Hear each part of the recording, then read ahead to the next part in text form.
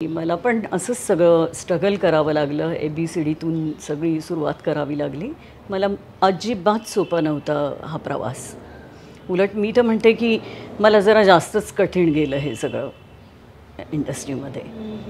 कारण कधी-कधी काय होतं माहिती आहे ना, की एका मोठ्या व्यक्तीचं नाव तुमच्याशी जोडलं गेलेलं असलं, की ते तितकं सोपं नसतं. त्याच्याबरोबर येणारे ते सगळे बॅगेजेस तुम्हाला खांद्यावर घेऊन पुढे जावं लागतं.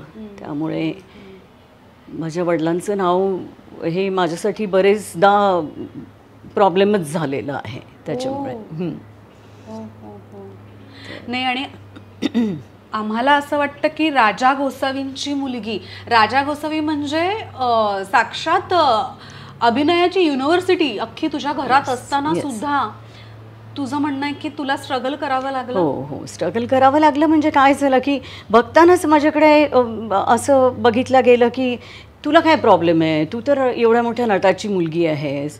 अरे नाही, जाऊ दे, ती काय राजा गोसावीची मुलगी आहे, तिला कशाला कास्ट करायचं. किंवा अजून पण काही या इंडस्ट्रीमध्ये गोष्टी असतात की त्या अरे बापरे, राजाभाऊंची मुलगी, आपण कसं काय, म्हणजे तो जमाना म्हणते मी, की आउटडोअरला गेल्यावरती ती जी कम्फर्ट लेवल असते किंवा ते जे फ्लर्ट असतं हे असतं, इथे नाही करता येणार, इथे हात मारता येणार नाही.